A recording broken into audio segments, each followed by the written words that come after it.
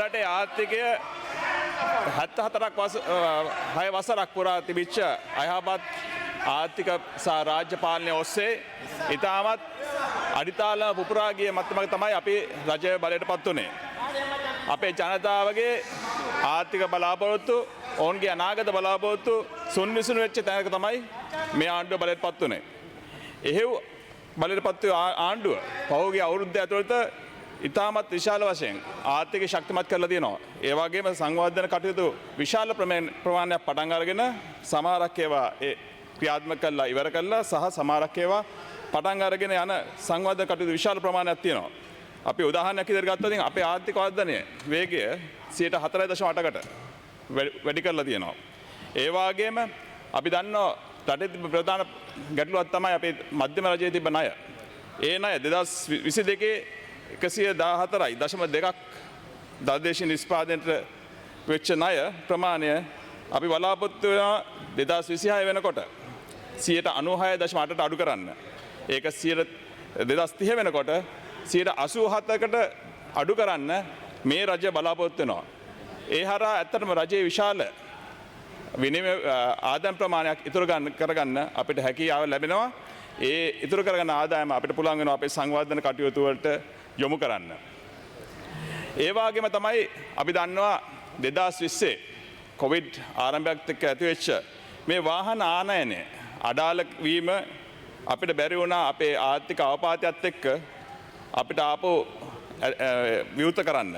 ඒ හරහා අවුරුදු 5ක් ජනතාවට බලාගෙන ඉන්න උනා Tamanට කැමති වාහනයක් ගෙන්න ගන්න ඔවුන්ට අලුත් වාහනයක යන්න හැකියාවක් නැතිලා තිබුණා. නමුත් අපි රජයේ බලයටපත් වෙලා මාස 6ක් වගේ කාලයක් ඇතුළත අපිට පුළුවන් වුණා මේ වාහන ආනයනට අපිට අවකාශය ලබා දෙන්න. ඒ හරහා අපිට ඩොලර් බිලියන 2කට ආසන්න ප්‍රමාණයකට වියදම් කරමින් වාහන ආනයන කරන්න කටයුතු වුණත් අපිට පුළුවන් වුණා රජයට මේ ඩොලරයේ අගය විශාල ලෙස චලනය නොවි එක්තැනක තියාගන්න. ඒම පමණක් රජයේ සාවරත්වය මූල්‍ය විනය හොඳට ප්‍රදර්ශන කරන කාරණයක්. ඒ වගේම තමයි අපේ විදේශ සංචිත ඩොලර් බිලියන 6ක ප්‍රමාණයක් අපිට අපේ මහ බැංකුවේ ආරක්ෂා කරගන්න අපිට හැකියාව ලැබිලා තිනවා. ඒ අනුව අපිට අපේ විදේශයෙන් අපිට ණය දෙන සමාගම් වලට පමා සෑහෙන බලාපොරොත්තුවක් ඇති කරන ඒ වගේම විශ්වාසයක් ඇති කරන මට්ටමට අපේ රට ගොඩනගන්න මේ රජය සමත් වෙලා තියෙනවා. මේ රජය බලයට පත් වෙනකොට මේ රට තිබුණේ ඇත්තට නූල් බෝලයක් වගේ. රාජ්‍යකරණය ඉතාමත් පැටලී සාගතව තිබුණේ. හැම අමාත්‍යංශයකම තිබුණා එක එක ව්‍යාපෘති පටන් ගත්ත ඒවා. ඒවා එක්කෝ ව්‍යාපෘති හරියට පටන් අරගෙන නැහැ. ප්‍රසම්පාදන කටයුතු වෙලා නැහැ. ඒ වගේම සමහරක් ව්‍යාපෘති පටන් අරගෙන තියෙන ව්‍යාපෘති ඒවා යාවත් කාලින වෙලා ඒවා රට ඔබින විදිහට සකස් වෙලා තිබුණේ නැහැ. සහ ඒ පටන් ගත්ත ක්‍රියාවලිය වලත් සෑහෙන අකාර්යක්ෂමතා තිබුණා සහ අපහැදිතා තිබුණා. නමුත් අපි රජය පත්වල ඉවරලා අපිට උනා මේ නූල් බෝල් ලියන්න. අපිට උනා මේ තියෙන රාජ්‍ය යාන්ත්‍රණය හරියට ගොඩනගන්න. මොකද මේ යාන්ත්‍රණය මේ විදිහට තියාගෙන තිබ්බ විදිහට තියාගෙන අපිට කවදාකවත් මේ රට දියුණු කරන්න හැකියාවක් ලැබෙන්නේ නැහැ. ඒ හරහා අපිට සිද්ධ වුණා සමහරක් ව්‍යාපෘති නවීකරණය කරලිවලා ඒ රටට අවශ්‍ය විදිහට ආපහු ක්‍රියාත්මක කරන්න යන්න.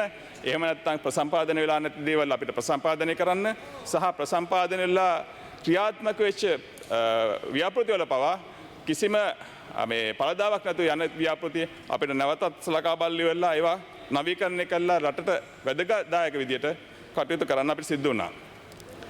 ඩිජිටල් කරණය පැත්තෙන් ගත්තොත් අපිට පේනවා මේ රජය ඇවිල්ලා සෑහෙන ව්‍යාපෘති ප්‍රමාණයක් සිද්ධ කරලා තියෙනවා. උදාහරණයක් විදිහට ගෞපේ කියන ව්‍යාපෘතිය රජයේ ආයතන වලට ඩිජිටල් මාධ්‍ය හරහා ගෙවීම් කරන්න තියෙන ව්‍යාපෘතියක්. ඒ ව්‍යාපෘතියට නිසා පුළුවන් අපේ තියෙන ජනතාවට රජයේ කාර්යාලයකට යන්නේ නැතුව ඕනෑම තැනක ඉඳගෙන ඕනම වෙලාවක සතියාන්තයක නිවාඩු දවසක වුණත් රෑ 12ට වුණත් පුළුවන් රජයේ සේවාවක් සඳහා ගෙවීමක් කරන්න. ඒ හරහා මේ වෙනකොට රුපියල් බිලියන 1.2ක ප්‍රමාණයකට වඩා ගෙවීම් රජයට ලැබිලා තියෙනවා මේ ගෞපේ සේවාව හරහා. ඒ වගේම රාජ්‍ය ආයතන 200කට වඩා ප්‍රමාණයක් මේ ගෞපේ සේවාව හරහා සම්බන්ධ කරලා තියෙනවා. ඒ වගේම රාජ්‍ය සේවාවන් 3130කට වධික ප්‍රමාණයකට ගෙවන්න මේ සේවාව හරහා ලැබිලා තියෙනවා. ඒ වගේම තමයි අපේ පොලිසියට කිසිම වියදමක් නැතුව මාර්ග නීති ස්ථානීය දඩ ගෙවන්න මේ ගෞපය හරහා අපි සම්බන්ධතාව ඇති කරලා ඒ සේවාව සපයලා දීලා තියෙනවා. ඒ හරහා අපේ ජනතාවට ඔවුන්ගේ මාර්ග නීති ඛණ්ඩනයක් වුණොත් ඒ ආපහු රස්තියාදු නොවී සහ පොලිසියේ මහත්වරුන්ට කරදරයක් නොවී ඒ මුදල් ලබා ගැනීමේ හැකියාව ඇති කරලා තිනවා. ඒ හරහා කරන වැඩ කටයුතු වලදී අපි බලාපොරොත්තු වෙනවා මේ රාජ්‍ය ඩිජිටල්කරණය කරන හරහා මේ ගෙවීම් කරන ඒවා ඉතාමත් විනිවිදභාවය ඇති කරන ගොරමුතුමා තව විනාඩි 2ක කාලයක් තියෙනවා ඔබතුමාට. පටන් ගත්තේ. ඒ වගේම ඔවුන්ට විශ්වාසය දෙන සහ නිලධාරීවාදයෙන් අවම වෙන විදිහට වැඩ කටයුතු කරන්න. ඒ වගේම තමයි අපි සයිබර් ආරක්ෂණ මධ්‍යස්ථානයක් ස්ථාපිත කළා අපේ රජයේ සේවාවන් සඳහා හොඳට සයිබර් ඇටැක්ස් නැති කරන්න අවශ්‍ය මධ්‍යස්ථානයක් අපි පිටවලා තියෙනවා. තවද ලංකා ගවර්න්මන්ට් ක්ලවුඩ් පද්ධතිය අපි ඇති නවීකරණය කළා. නවීන තාක්ෂණය ඔස්සේ අපේ තියෙන රාජ්‍ය සේවාවල කිසිම අඩාලත්වයක් නොවන විදියට ක්ලවුඩ් පද්ධතිය නවීකරණය කළා තියෙනවා. තවද විශාල වශයෙන් ජාතික ජනාධිපති අරමුදල ඒ වගේම උපැන් සහතික විවාහ සහතික වගේ දේවල් පිටරට ගන්න හැකියාව ඇති කරන එක සහ ගෞටෙක් සමාගම ස්ථාපිත කරන එක වගේ විශාල නව ව්‍යාපෘති හරහා අපේ රට ඩිජිටල්කරණය ඔස්සේ දියුණු මාවතකට ගෙන්න අපි කටයුතු කරලා තියෙනවා. මේ ඔක්කොම කරේ අර නූල් බෝලේ ලියන ගමන්. ඒ කරන ක්‍රියාවලියෙන් අපි මේ පහුගිය අවුරුද්ද ඇතුළත ඉතාමත් හොඳ ස්ථාවර අඩිතාලමක් අපි මේ රටට දාලා තියෙනවා.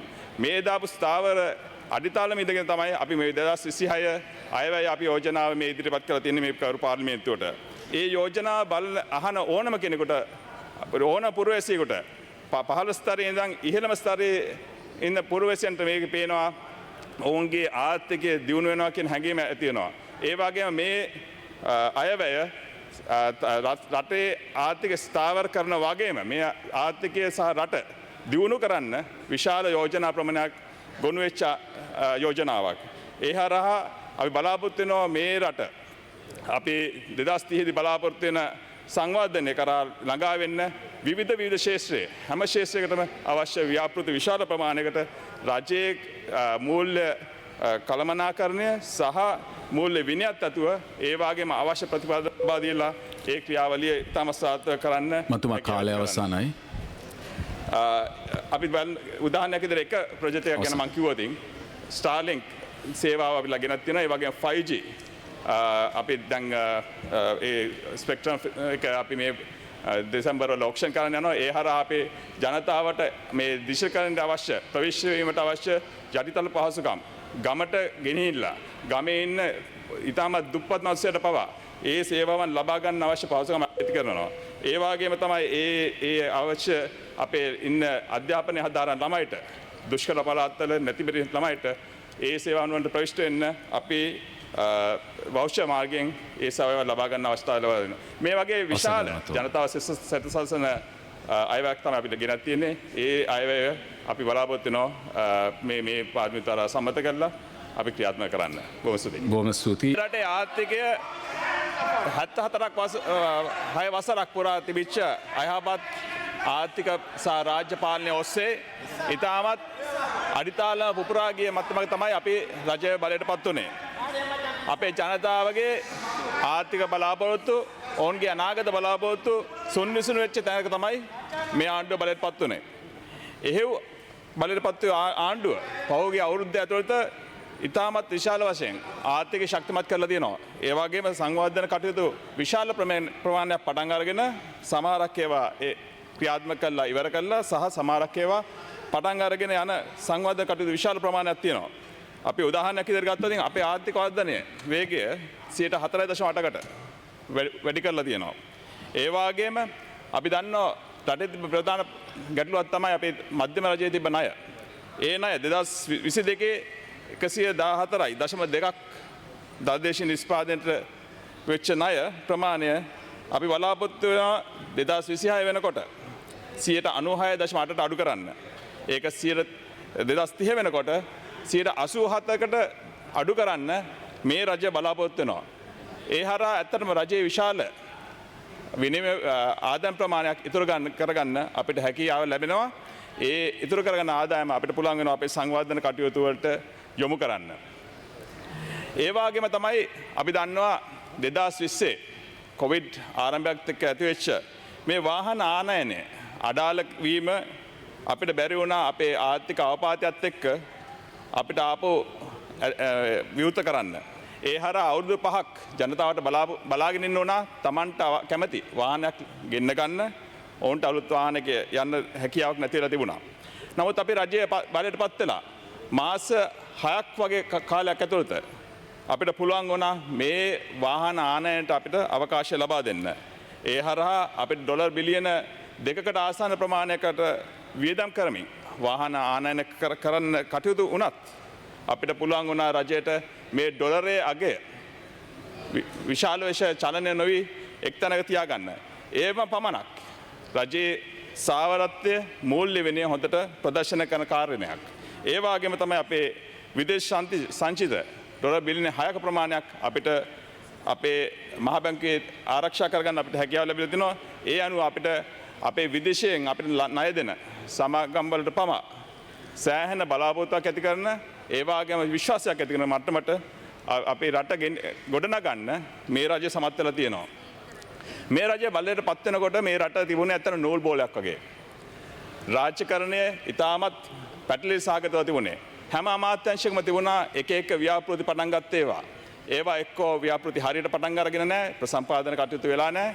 ඒ වගේම සමහරක් ව්‍යාපෘති පටන් අරගෙන තියෙන ව්‍යාපෘති ඒවා යාවත් කාලින වෙලා ඒවා රට ඔබින විදිහට සකස් වෙලා තිබුණේ නැහැ.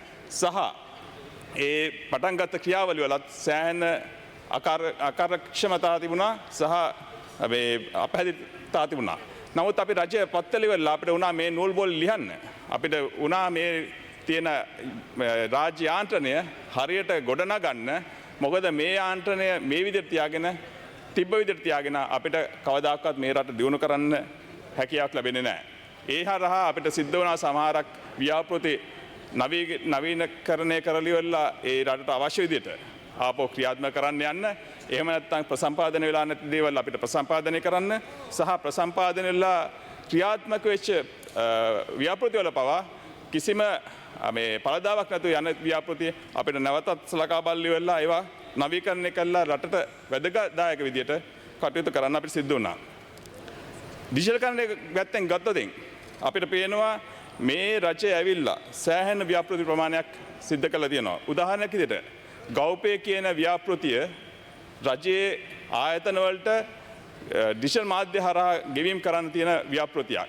ඒ ව්‍යාපෘතියට නිසා පුළුවන් අපේ තියෙන ජනතාවට රජයේ කාර්යාලයකට යන්නේ නැතුව ඕනෑම තැනක ඉඳගෙන ඕනම වෙලාවක සතියාන්තයක නිවාඩු දවසක වුණත් රෑ 12ට වුණත් පුළුවන් රජයේ සේවාවක් සඳහා ගෙවීමක් කරන්න. ඒ හරහා මේ වෙනකොට රුපියල් බිලියන 1.2ක ප්‍රමාණයකට වඩා ගෙවීම් රජයට ලැබිලා තියෙනවා මේ ගෞපේ සේවාව හරහා. ඒ වගේම රාජ්‍ය ආයතන 200කට වඩා ප්‍රමාණයක් මේ ගෞපේ සේවාව හරහා සම්බන්ධ කරලා තියෙනවා. ඒ වගේම රාජ්‍ය සේවාවන් 3130කට වධික ප්‍රමාණයකට ගෙවන්න මේ සේවාව හරහා ලැබිලා තියෙනවා.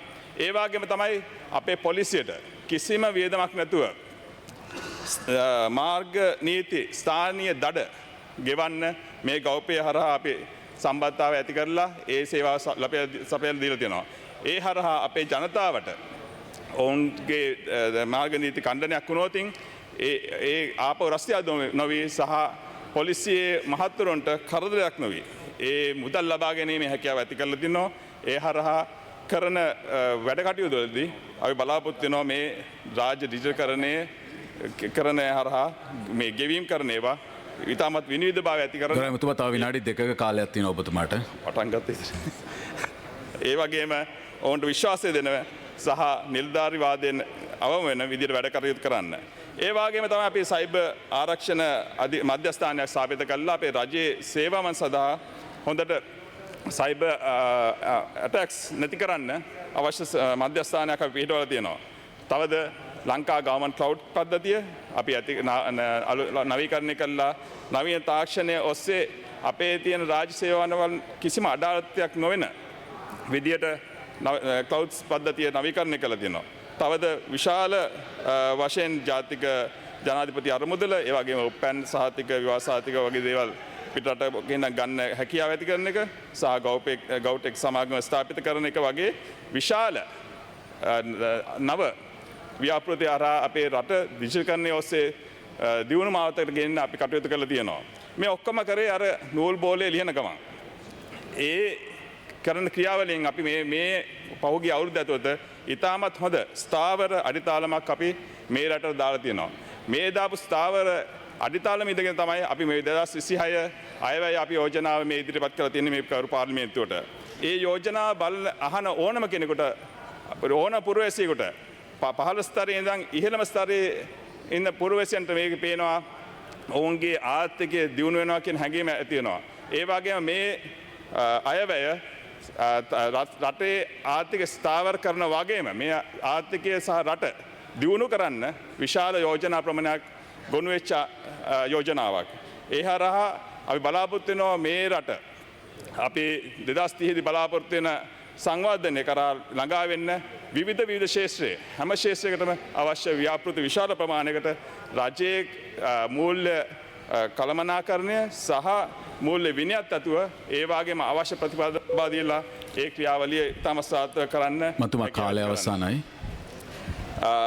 අපි උදාහරණයක් විදිහට එක ප්‍රොජෙක්ට් එකක් ගැන මම කිව්වොත් ස්ටාර්ලින්ක් සේවාව අපි ළඟ තියෙනවා. ඒ වගේම 5G අපි දැන් ඒ ස්පෙක්ට්‍රම් එක අපි මේ දෙසැම්බර් වල ඔක්ෂන් කරන්න යනවා. ඒ හරහා අපේ ජනතාවට මේ දිශකරණයට අවශ්‍ය ප්‍රවිශ්‍ය වීමට අවශ්‍ය යටිතල පහසුකම් ගමට ගෙනහිල්ලා ගමේ ඉන්න ඉතාමත් දුප්පත් මිනිස්සුන්ට පවා ඒ සේවාවන් ලබා ගන්න අවශ්‍ය පහසුකම් ඇති කරනවා. ඒ වගේම තමයි ඒ අවශ්‍ය අපේ ඉන්න අධ්‍යාපනය හදාරන ළමයිට දුෂ්කර පළාත්වල නැතිබරි ළමයිට ඒ සේවාවන් වලට ප්‍රවිෂ්ඨ වෙන්න අපි වෞෂ්‍ය මාර්ගයෙන් ඒ සේවාව ලබා ගන්න අවස්ථාව ලබා දෙනවා. මේ වගේ විශාල ජනතාව සැතසල්සන අයවැයක් තමයි අපිට ගෙනත් තියෙන්නේ. ඒ අයවැය අපි බලාපොරොත්තු වෙනවා මේ පාර්ලිමේන්තුව සම්මත කරලා අපි ක්‍රියාත්මක කරන්න. බොහොම ස්තුතියි.